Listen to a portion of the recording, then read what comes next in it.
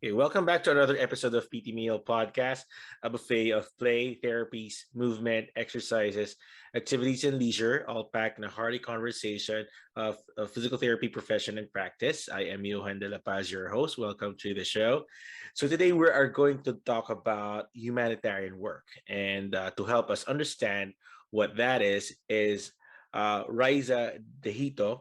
Did I say that right? Yes. Of Humanity and Inclusion, and she's a program director for Nepal, India, and Sri Lanka. Welcome to the show, Raiza, and I'm glad to have you here. Thank you for having me, Johan. I'm also glad to be here and be able to share my experiences in humanitarian work as a physiotherapist or physical therapist. Mm-hmm. Right, amazing. As I was telling you when I read the write up, you being a physical therapist, doing humanitarian, I was really amazed. And one of the aim of this podcast is to broaden the perspective of our fellow Filipino physical therapists in areas where they can flourish, they can thrive, they can contribute and leave their legacy, and of course excel. So this is humanitarian work is maybe one of the areas some physical therapists might want to look into if they want to practice in there.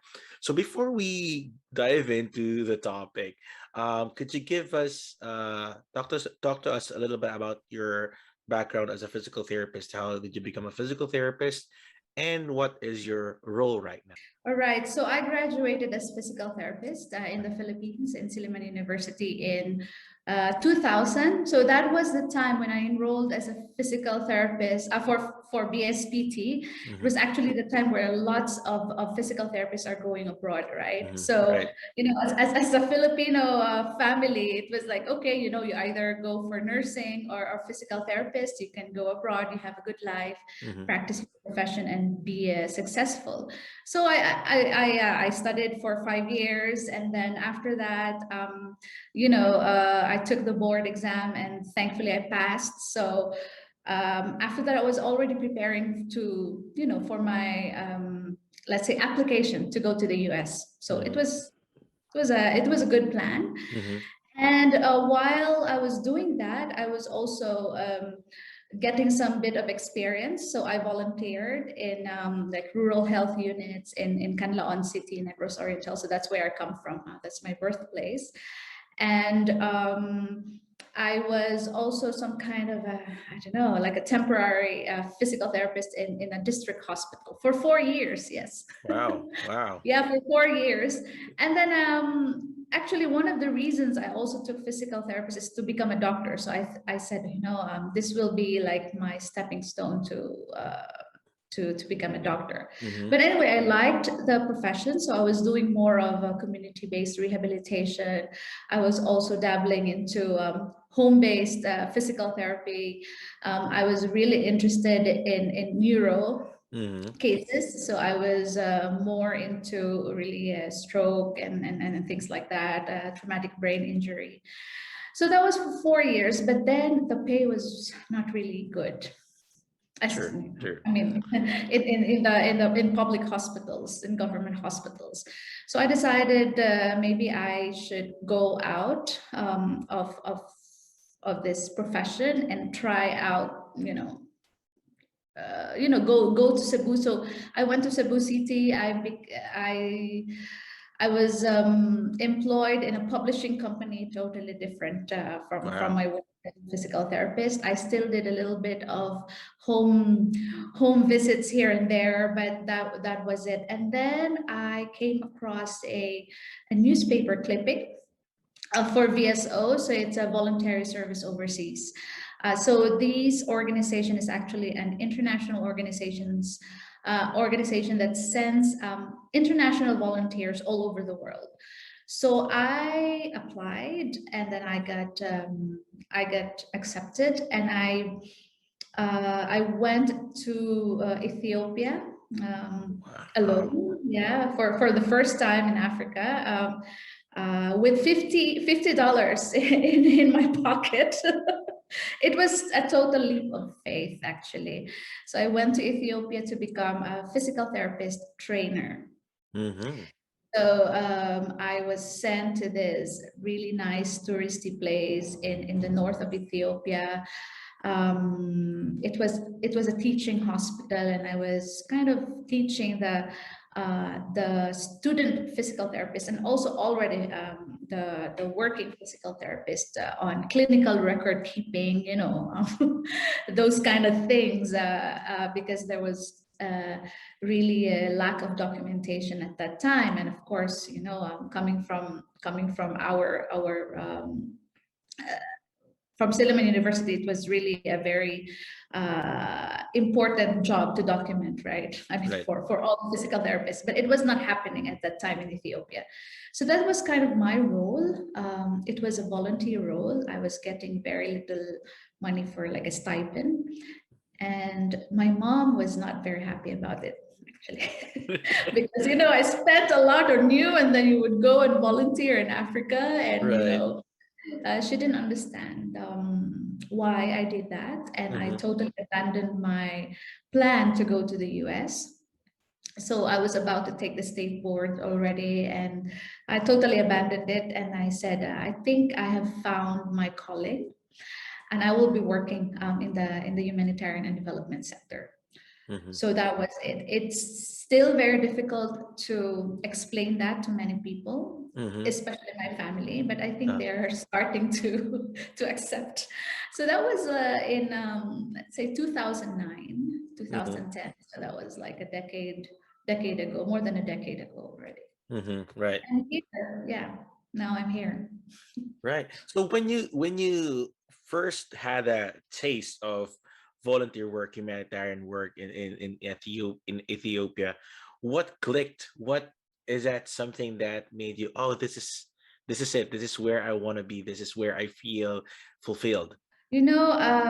So Ethiopia, of course, it's a developing country. I Mm-hmm. mean, like the Philippines, but I was assigned in an area where there's very lots of poverty. I would say you can see poverty everywhere, Mm-hmm. and there are lots of people who cannot afford medical care, and who cannot afford rehabilitation, Mm-hmm. physical rehabilitation, functional rehabilitation.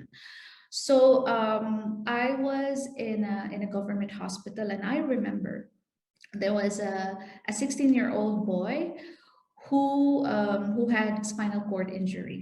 So he was kind of climbing a tree, I think, helping his father get honey from the bees to sell in the market, Mm-hmm. and he fell. So he had a spinal cord injury, and he was assigned to me and my student at that time. And I somehow was kind of emotionally attached to his story, and Mm-hmm. his father was always there. And the fact that this boy spoke very good English, and we were talking about his dreams. He wanted to become a doctor, he Mm-hmm. wanted to go to the US and help his family. And then, so we had this conversation every day while I was doing my therapeutic exercises and whatnots. Mm-hmm. And one day, I found his bed empty. So I was like, where is he, where is he? I thought he died, but he didn't die. And then I spoke to one of the doctors, an Ethiopian doctor, and he said, well, he was not going to survive anyway, so why would we keep him here? There's no future for him anyway, so why would we keep him? Wow. So that really struck me, and I thought, oh, because they can't afford rehabilitation, they don't have it's like, yeah, they don't have a future anymore, they don't have hope anymore, and they become a Mm-hmm. burden to their family. And I think that was the thing that really clicked, and I said, if I can offer my services to people who cannot afford Mm-hmm. rehabilitation, then I would probably be at least making some contribution. Mm-hmm. Yeah, I think that was the main thing that really clicked. But of course there are other other stories as well. Uh-huh.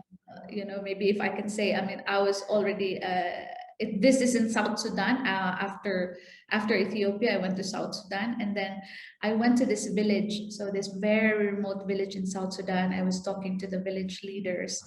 So we were trying to assess how many, because in South Sudan there are so many people with disabilities and children Mhm. with disabilities, because malnutrition, Mhm. a lot of injuries, anyway, so I went there, and then I couldn't see a single child with disability.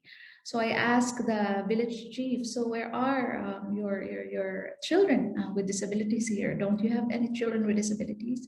And they were like saying nonchalantly, yeah, if you have a baby who doesn't have an arm, or he's like cannot talk, or cannot walk, or all these things, then we just throw them in the river. Oh, that's Yeah. sad. So sometimes when you sit in your in the comfort of your of the clinic, for example, you don't think about these things. But Right. when you go out there are things like this that are happening. So it's like we just throw them in the river because they don't have a future anyway. Mhm. um, they will just be burdened to the family. They cannot contribute to Right. the to the family's income, for Oh. example, and they will be bullied, they will be discriminated. Mhm. So yeah, we just throw them and save them, and Mhm. and save them from all this suffering Mhm. while they grow up. So these things are quite uh, like strong memories for me, that Right. sometimes when I get a little disappointed or frustrated, I go back to this memory, and say, Uh-huh. okay, that's the reason why I'm actually doing what I'm doing at the moment. Yeah. So Wow. Wow. That's really that's heavy. I mean, it is, yeah. knowing that people would just throw away babies just because, I mean, not just because, but because they don't see any future with them, or they don't have the capacity to help that child. It's heartbreaking. Yeah. Wow. I would just imagine, I couldn't imagine how you transitioned for with that, since we practice in physical therapy here in the Philippines, that we know it's somewhat accessible, shall I say, compared to what your story was. But how were you able to, where did you get that courage, that stamina to you know to bear all that's kind of heavy, coming from a different culture, different background, like Mhm. us. It's not for everybody, I would say. Yeah, Mm-hmm. not for everybody. And the thing is that even when I was still a student, I was Mm-hmm. already doing a lot of volunteer work. I was volunteering for Gawad Kalinga in the Philippines. Oh, okay. Yeah, so I think I would say that I was really interested in it. It didn't Mm-hmm. come just like that. Mm-hmm. Over the years, I became more and more interested in social activism, Mm-hmm. in social work, in humanitarian work. I've read a lot. My favorite thing to read was actually National Geographic. I'm reading a lot about Africa Mm-hmm. and all these things. So yeah, it was I think I have prepared myself for it Mm-hmm. by doing all these things, but at the same time it's not easy, like I said, to transition. Mm-hmm. But having known a lot of humanitarian workers from my volunteering stint in Ethiopia, and then when I became a professional humanitarian worker when I started in South Sudan, it really helps Mm-hmm. because they will share experiences. They can share experiences, and that they somehow also share. You share the same frustrations. You share the same issues. You share the same problems and successes as well. Mm-hmm. So you somehow have that support system already, Mm-hmm. which is really important. You cannot work in this field without having that support system. Mm-hmm. The disadvantage is that you you can't go into humanitarian work half-heartedly. You That's have to true. give everything. You do have a lot of sacrifices. You Mm-hmm. don't see your family most of the time, and then you lose your friends one after the other because you are no longer kind of you know You're not within reach. yeah, yeah, exactly. And also, when I go home to the Philippines and then when I see my friends, it's like, okay, when they say, all these complaints about, for me, sorry to say this, but sometimes we complain Mm-hmm. about our life, and then I just say, this is really petty, and I don't Mm-hmm. have time for this to listen to this. You somehow like, oh, there's so many people out there who have bigger problems than us, Mm-hmm. and we complain. So it was quite difficult, and then. When I actually came back to the Philippines after 2 years in Ethiopia, I had what they call reverse culture shock. Mm-hmm. I only read about it, but then, yeah, it's real. Probably when you go back to the Philippines, also, if you go, whenever you go back to the Philippines, you probably also experience some kind of reverse culture shock that you feel like you are a foreigner in your own country. Mm-hmm. Sometimes you question a lot of things, a lot of the systems, and and things That's like true. that. So yeah, it's a leap of faith, Mm-hmm. I would say. Yeah, Wow. but no turning back.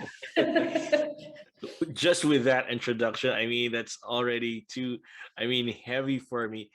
Sorry. No, no, no, it's okay because it's somewhat humbling that we realize that we're somewhat living in a privilege that we complain. What you're saying, we complain a lot about our lives, about our hardships, but we forget that other people are also having even more problems than us, and even more dire problems than what we're experiencing. I mean, it doesn't negate the problems that we have, but Yeah. we should also have a global perspective that our problems may be smaller than other people in the other parts of the world. If you're gonna think of that as a perspective, then you might think that this is not something that I should exert a lot of effort in, or worry about. So that's really something.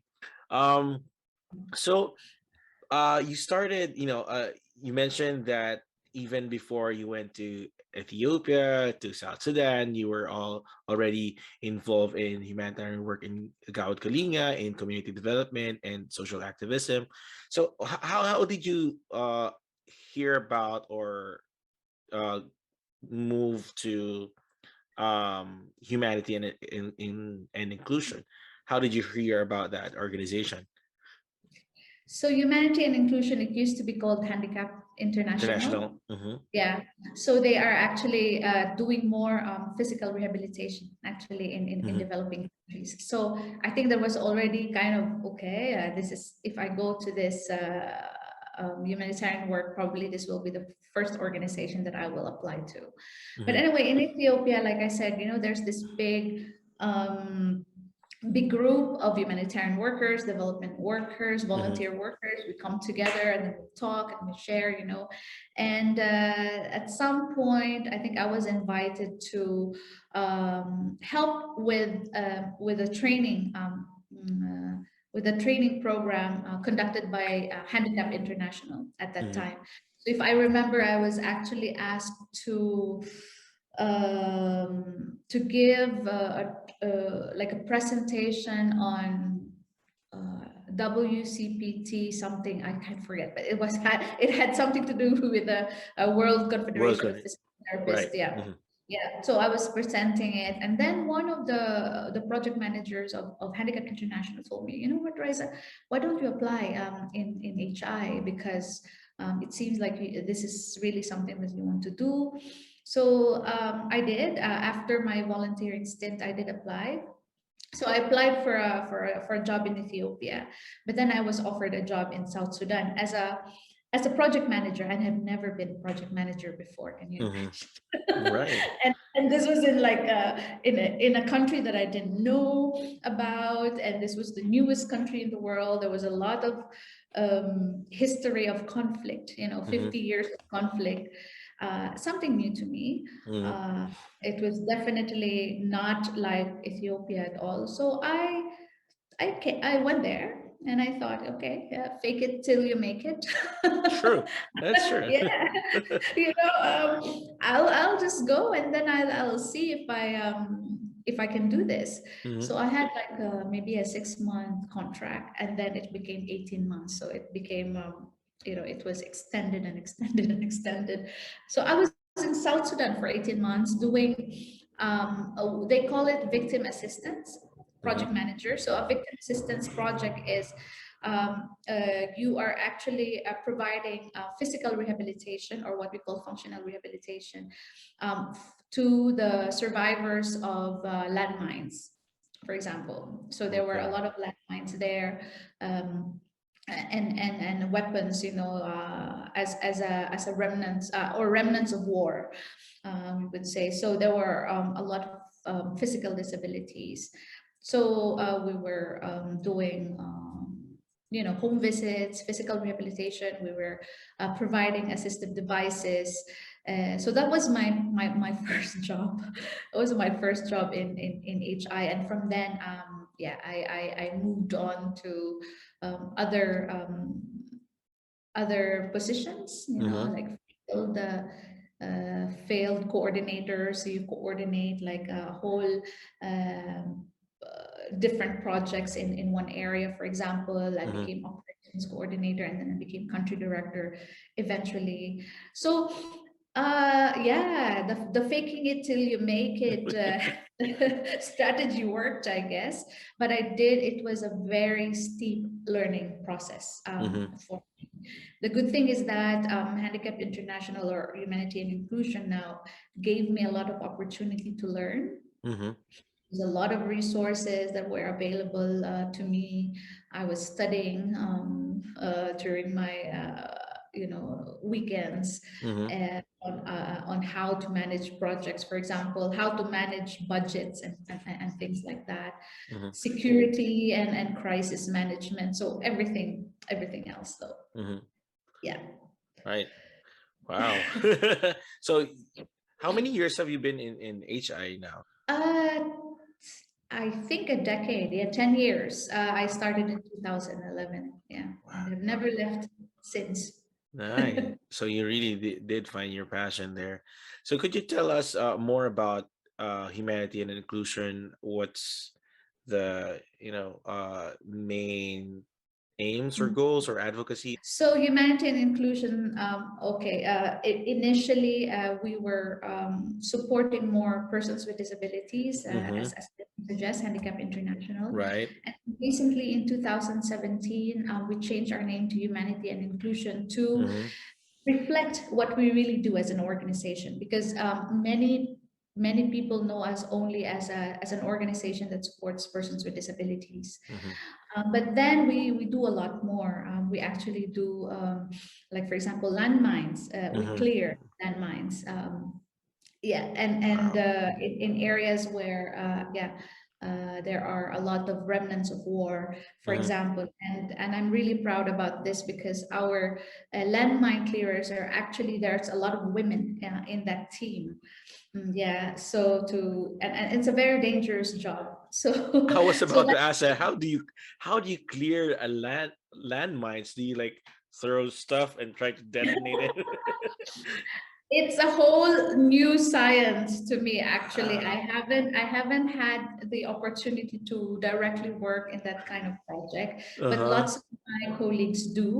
And hopefully in the future, I would really want to have that kind of experience. So yeah, we clear landmines, and clearing landmines has a far-reaching impact.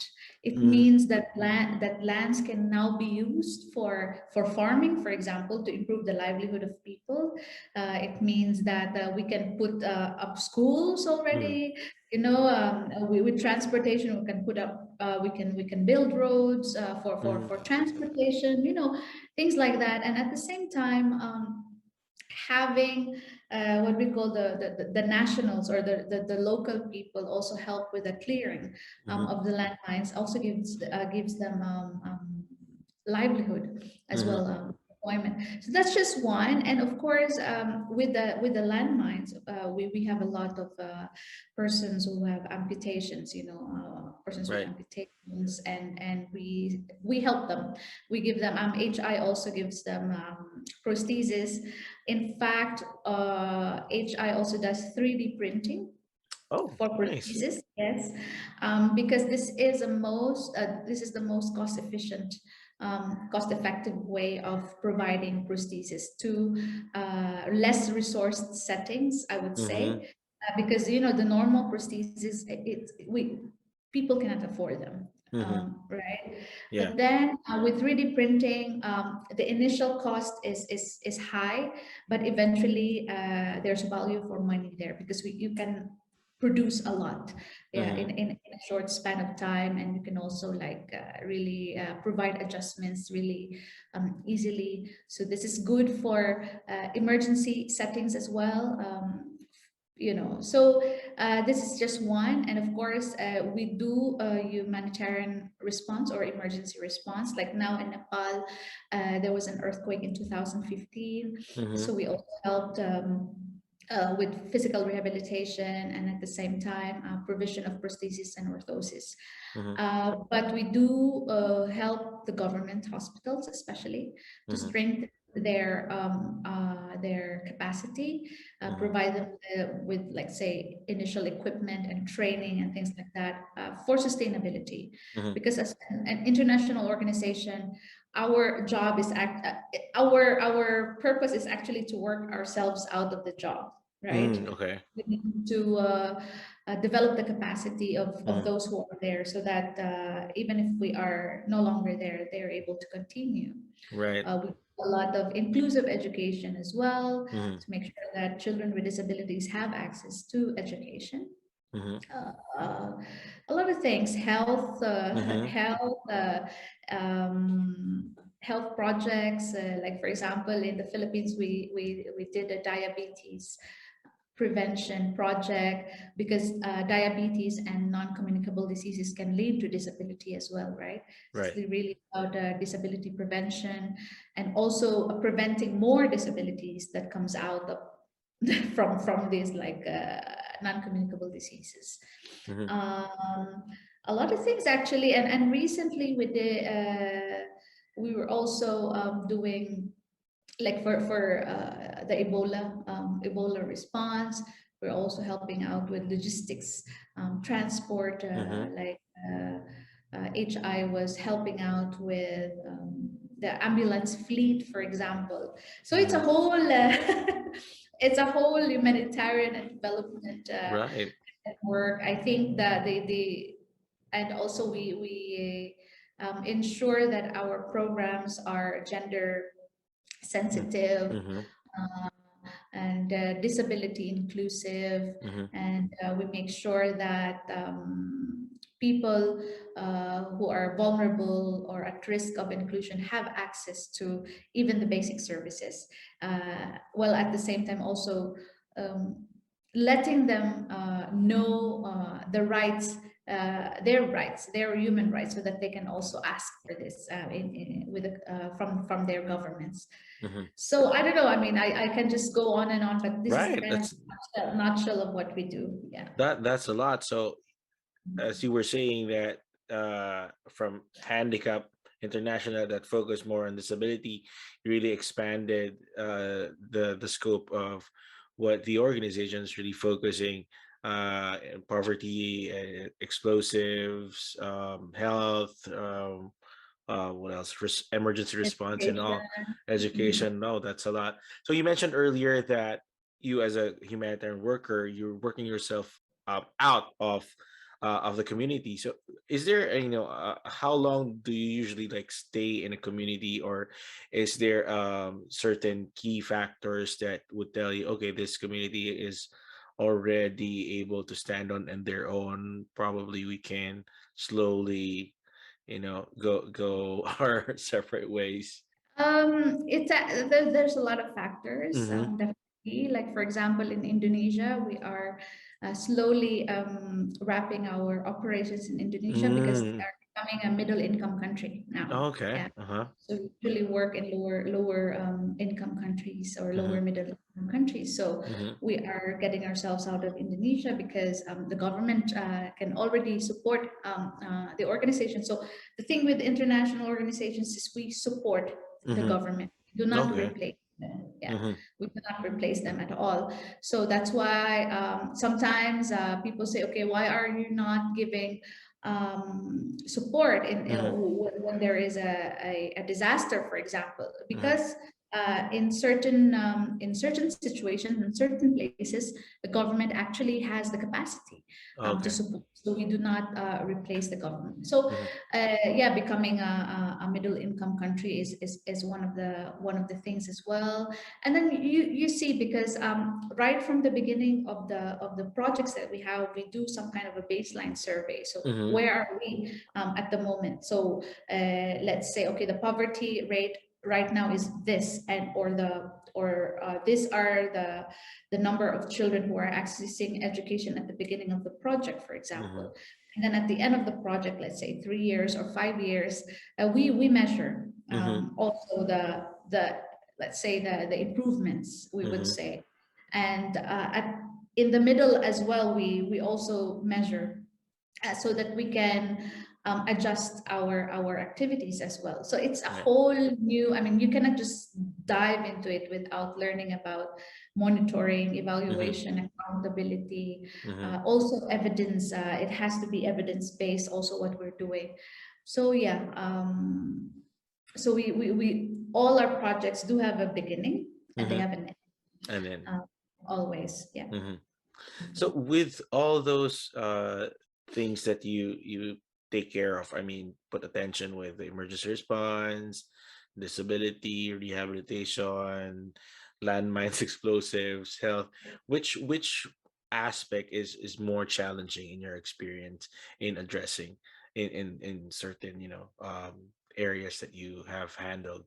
I think both are Mm-hmm. challenging. So what we usually do now is like, okay, sometimes I can say that emergency response is more challenging because we need to provide life-saving services. Yeah, Mm-hmm. it's about life and death. Okay, Mm-hmm. like for example, if there's an earthquake or there's floods or there's a typhoon and a certain community has been cut off Mm-hmm. because the roads are damaged, or Mm-hmm. there's no communication, electricity is down, telecommunication is down. So it means that this community is really in need of a lot of support. Mm-hmm. So that is life saving. You have to bring them water, for example, or food, or Mm-hmm. even warm clothes, tents, shelters, so the challenge with this is that is the time, Mm-hmm. actually.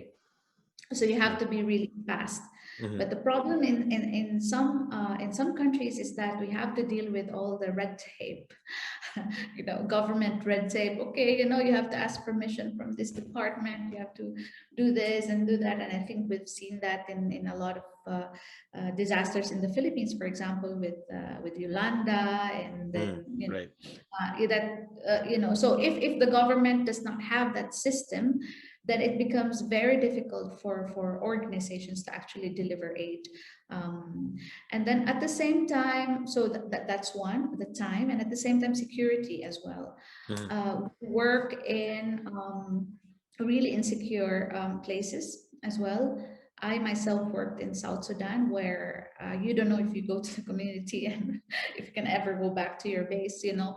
But yeah, so you have to be very, let's say, be very cautious.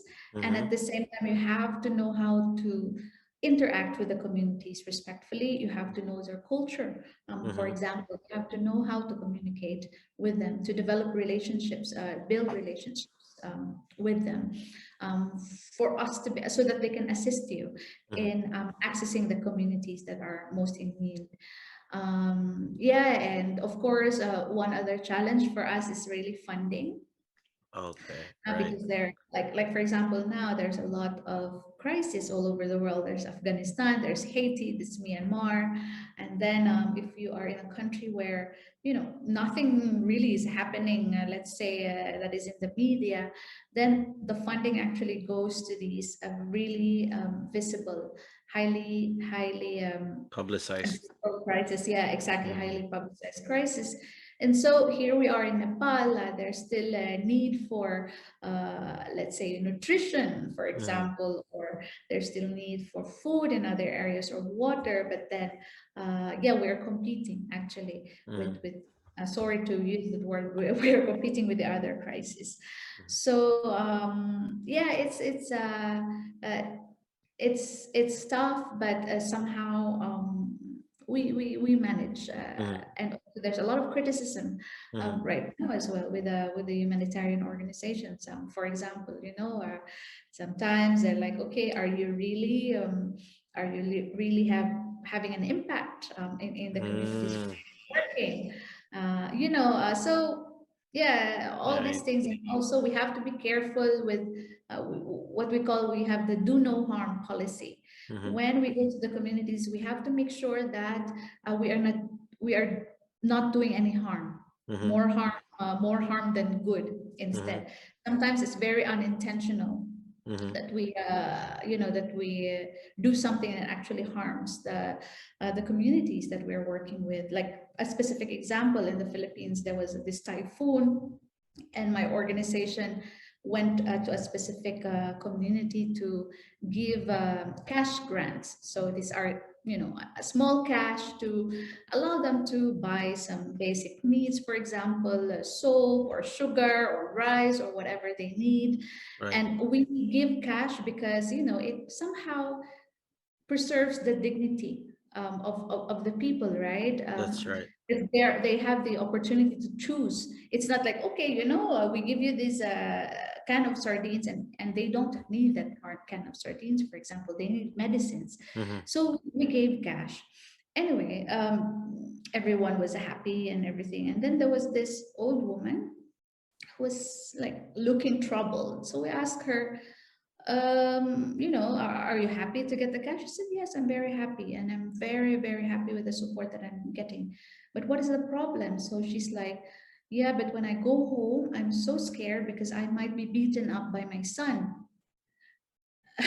So the son-in-law apparently was a drunkard, and Oh. if you give the money, then the money will be taken away from her, and she Right. will be beaten up. So these are the like small things that you have to think about as well when you deliver aid. So Mhm. it's quite complicated. Yeah. Mhm. Right. I would say.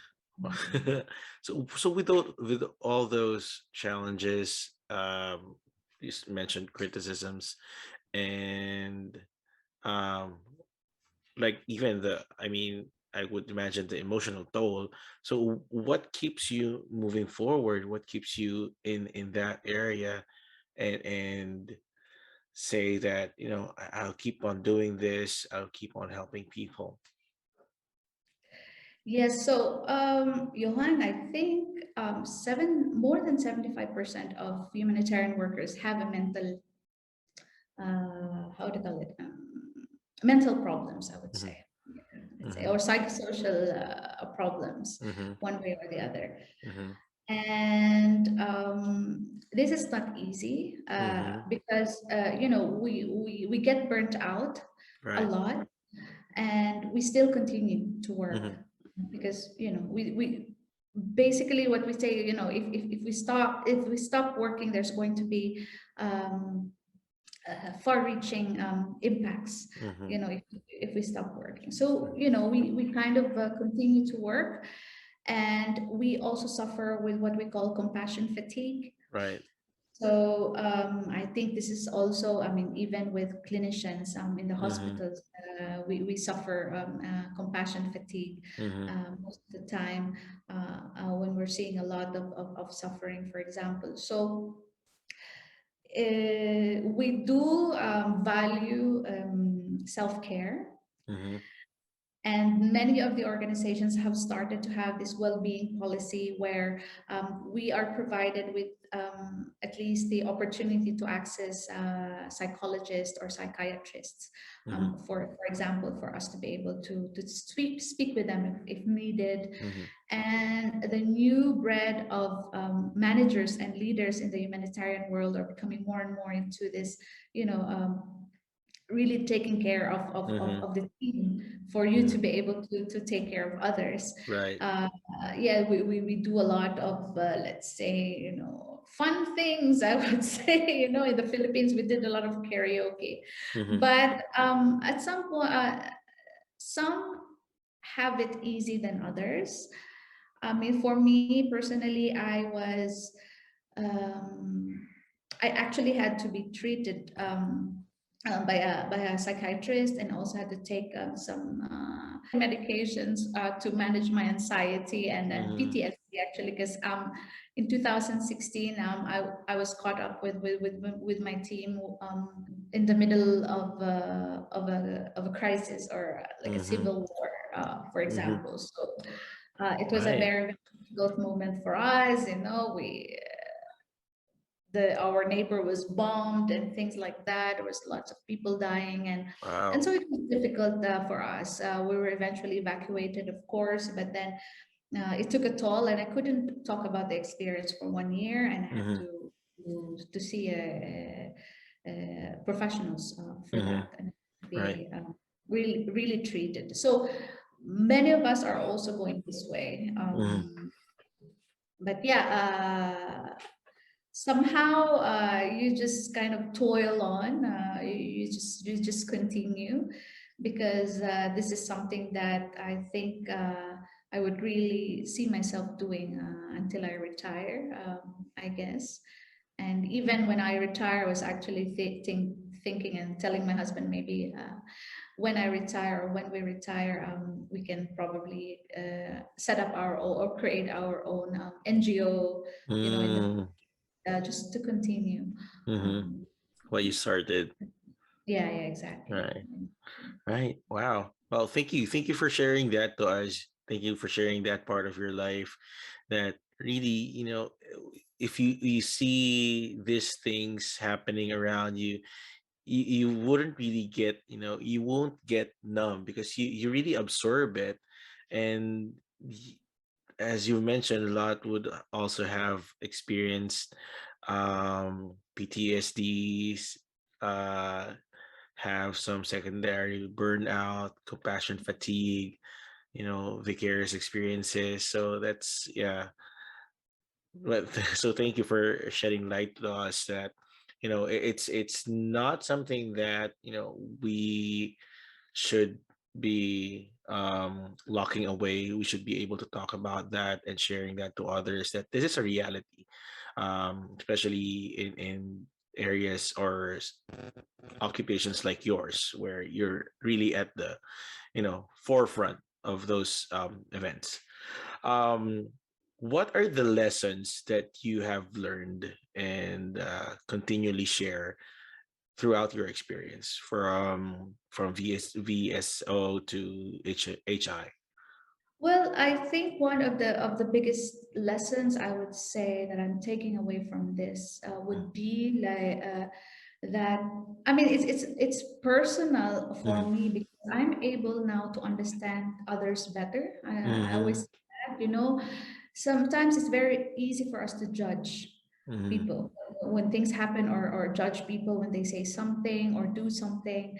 But this profession has allowed me to look at the root causes of why people do this or people do that. Why is there poverty, or why is this, and then it actually makes you less biased or less prejudiced, for example. Mhm. It changes the way you look at the world and you look at things. I'm becoming more tolerant, I would Mhm. say, becoming more patient, less judgmental, Mhm. and more accepting Mhm. of others, weaknesses or peculiarities and things like that. More accepting of the culture of other people. And I think, like, we always we talk about discrimination or racial Mhm. discrimination or okay, let me set that as an example. Mhm. Like racism. Mhm. As a Filipino, of course, I do experience racism in this sector as well. And I also see that in a lot of the countries where I go. But then it allows me to really step back. I think the experience has allowed me to step back and try to understand, um, try to understand the culture, try to understand the background, their history, why things are happening. So what I would say is that it has hopefully made me become a better person, more mature and more level-headed. And Mhm. perhaps I also like to say that I've become more of an advocate for, let's say, diversity, Mhm. inclusion, equality and equity Mhm. and justice, um, things like that. Mhm. And probably also it makes me appreciate the resilience of people more. Mhm. Uh, uh, you know, uh, it makes me appreciate as well the capacity of the communities that we serve, because sometimes when we go to the communities we feel like we are heroes. Sometimes, it's like, okay, I'm here to save you. Yes, Mhm. yes, we're going to give you this, we're going to give you that. But then it's not the case, actually. Sometimes we are there and we just kind of give them a little push and they're able to stand up on their own again. Mhm. So yeah, I think I have become more of a believer in people's ability to bounce back Mhm. from when they have fallen or things like that. Sorry, this is very cliche, but that is the reality, really. So, Mhm. and lastly, I think uh, I'm in that stage where I am able also to, uh, let's say, share my opinions and my perspectives about social activism, what is happening in the world, for example, and how we can contribute in our own Mhm. individual way. So that's why I'm actually like always happy if someone invites me for these kind of things, because it also gives me that opportunity to Mhm. um, to maybe encourage others Mhm. to help out or Mhm. to contribute one way or the other. Yeah. Right. I see while talking to you and hearing your stories and what you've are going through and been through. I do feel a sense of my perspective has changed, that there are bigger things that we should also be concerned of, not just our own life, not just our own town and country. There are global problems that we need attention to and also contribute, as what you're saying.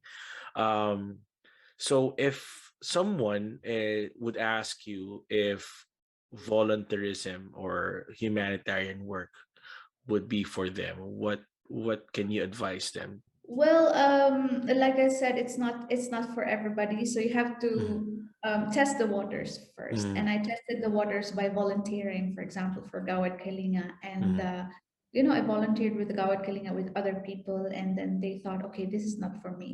Mhm. Because when you get into this kind of work, everybody's second priority. Yeah, I mean, I got married, Johan, very late.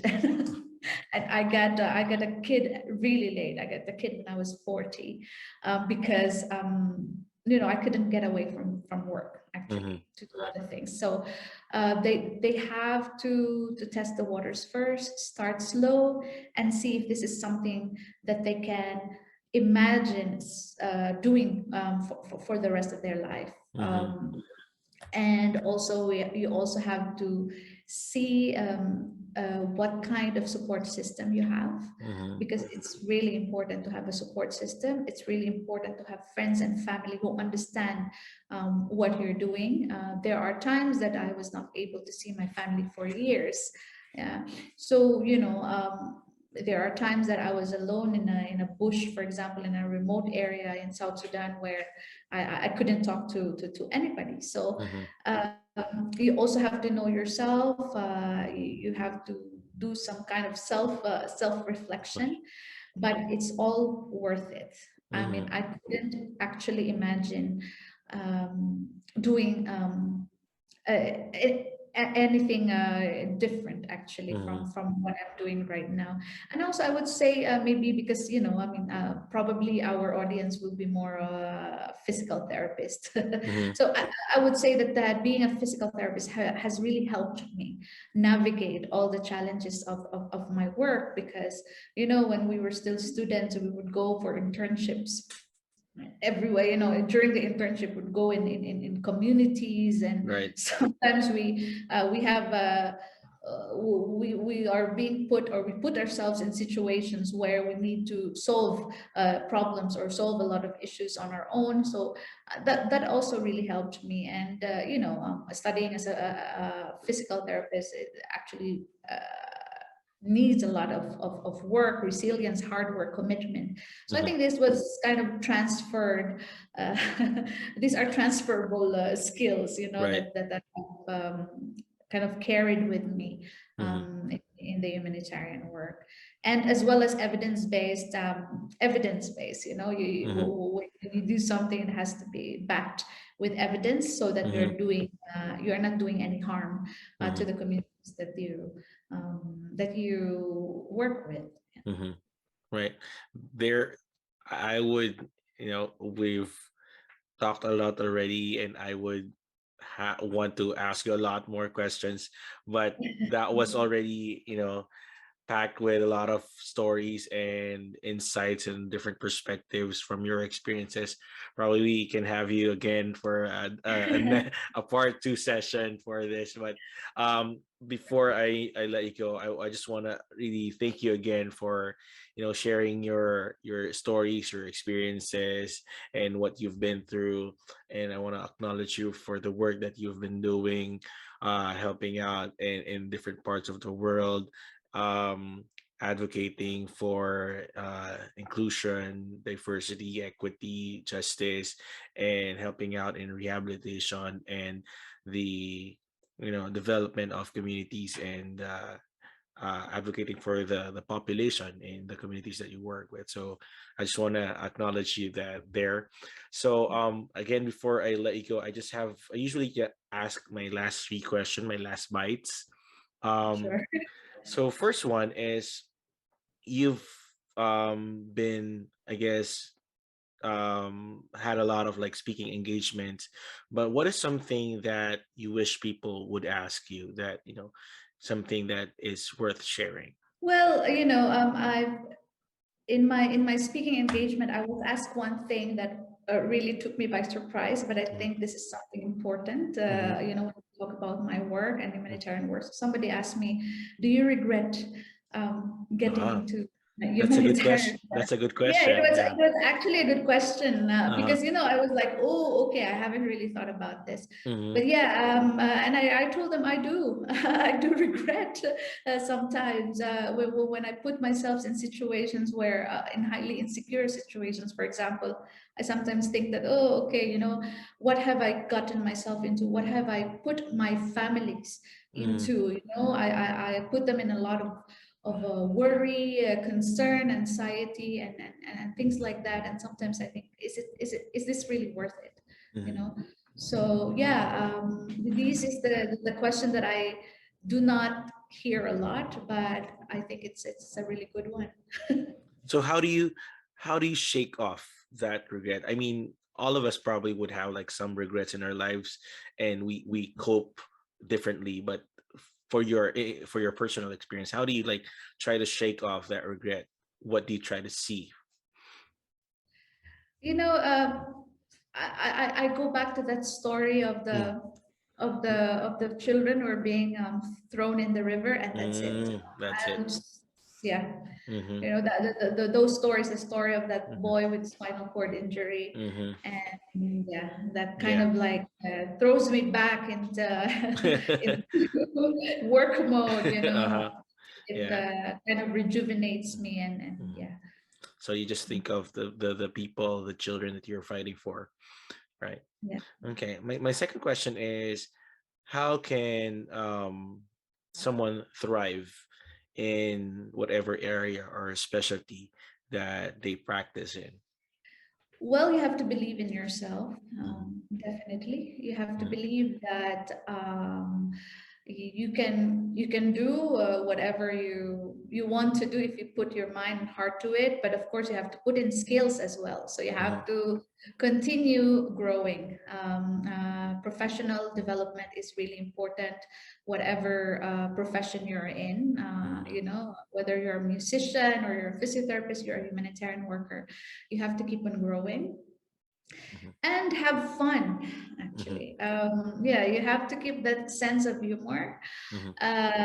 and yeah, just I always tell my team all the time to, even if you are in a situation where you're almost dying, that, you know, just think about something positive, Mm-hmm. and somehow it keeps you afloat Mm-hmm. until a solution is found. So yeah, I think it's believing in yourself, keep Mm-hmm. growing professionally and personally, and don't forget your sense of humor. Mm-hmm. Nice.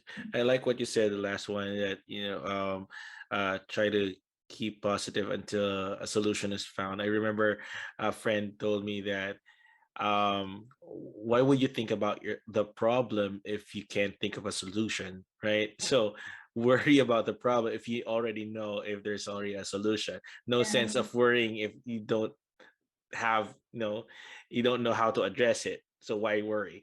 Something like that. I agree. Yes. No, what's the point of worrying? Yeah, right. Yeah, So yeah. until you can come out of the for a solution, or at least close to a solution, that's when you start to think about the problem. But if you don't know the answer to it, so why worry about it now?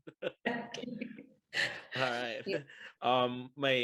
My third question is, the podcast is named as a PT meal. It's a complete meal of stories, information, and insights. So what are the three ingredients that are essential in your life? It can be a motto that you live by, a value, a principle that you carry each and every day of your life, that are essentials. So what are the three ingredients that make up Reiza Dejito? I would say first and foremost integrity. Mm-hmm.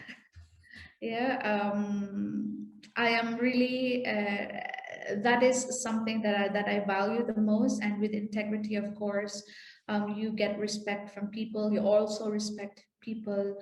You're accountable Mm-hmm. for whatever you do, whatever you say, and at the same time, it just you know, when you have integrity, you are trustworthy, and people put their trust in you, and you know, they see you as someone who's reliable and who can help them. And I think that's really important in our line of work. Mm-hmm. And I would also think creativity Mm-hmm. is the second one. Mm-hmm.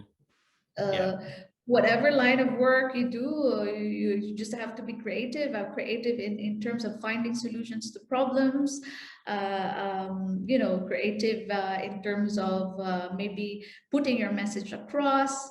You know, and by the way, I mean, having this PT meal, I think this is just a really, really creative a way of you know, uh, getting our message out there about our profession, for example, and the different options that we have and how we can contribute to the world. So It's really something really important to me. And when I have my when I'm with my team, I always emphasize the value of creativity. Mm-hmm. Um, Somehow, when we are creative, it's just very easy to find solutions because we always think out of the box, you That's know. right.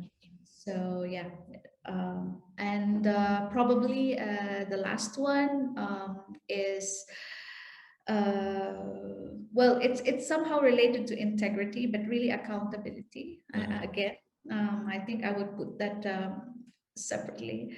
Mm-hmm. Accountability.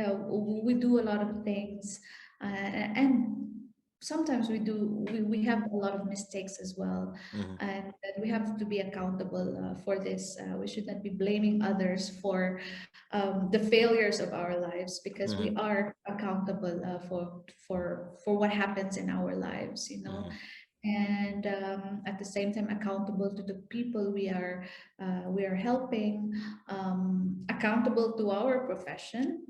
Right. You know, we have to be sure that we are really professionals, doing things ethically. Mm-hmm. And yeah, and if we see something that is not right, that we speak about it, Mm-hmm. and we speak up. And maybe if there are people that cannot find their voice, for example, that we speak for them Mm-hmm. as well. So maybe you're saying that, you know, if there's a motto that I always go back to, I think it's you know, this motto that's really common, but I cannot memorize it verbatim. But it's, you know, the only way for evil to flourish is for good men to not do anything, Mm-hmm. or Right. Or because to remain silent. Right. yeah, to remain silent. Mm-hmm. Exactly, Mm-hmm. exactly. So Mm-hmm. um yeah, I think that's Right. those are three, right?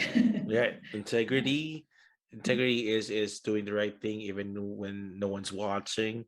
Creativity, thinking outside the box, and accountability, being responsible for your actions and for the consequences of those actions. Those are the three ingredients of Reiza Dejito. All right. Again, thank you very much for being in the show, Reiza. And as a takeaway, yung pabaon natin sa mga listeners, what is one thing that you want our listeners to take away from our conversation today? Well, I think I've spoken a lot Yes. about my experience, my experiences. So maybe ang pabaon lang is really we each of us have a role to play Mm-hmm. in our society, whether it's in your community, in your house, in the world, and tap into that opportunity, and you know, take advantage of this opportunity, because not everybody has that you know, um, has the ability, and also the time and opportunity to um, be able to, let's say, contribute Mm-hmm. to address the issues everywhere, whether it's in Right. your house or Mm-hmm. in the clinic, in the world, Mm-hmm. and everywhere. So maybe just in Tagalog, I don't know if it's good in Tagalog because I'm Bisaya actually. So maybe it's like, you know, when there is a chance for you Mm-hmm. to do something good, do it. Yeah. That's good. That's a good advice. If people want to learn more about humanity and inclusion and how they can help, probably interested in joining, where can they go? Yes, so humanitarian inclusion, I mean, you can Google it actually, Mm-hmm. humanitarian inclusion, and we do have a website. So there are several websites from our different offices all over the Mm-hmm. world. There are some, you know, different opportunities to actually contribute. You can contribute through you know, monetary donations, for example. You can contribute your time, or maybe see if there are opportunities to volunteer in your area. Actually, we have an office also in the US. Oh, It's in Maryland. oh, Uh, I used to be in Maryland. oh, really? Mhm. Yeah, yeah. So our office is in Maryland, and you know, you can also be like a sort of ambassador, for example, a Mhm. local ambassador. So there are several ways of contributing to our cause, definitely. So Thank just you. check Thank out you. hi.org. Very short website, hi.org. hi.org. All right, check that out. And again, Riza, thank you very much for being in the show. I really learned a lot from you. Thank you, Johan. And as they say in Nepal, namaste. And I hope that you'll be able to reach more people with your podcast. I really love being here, and all the best to you as well.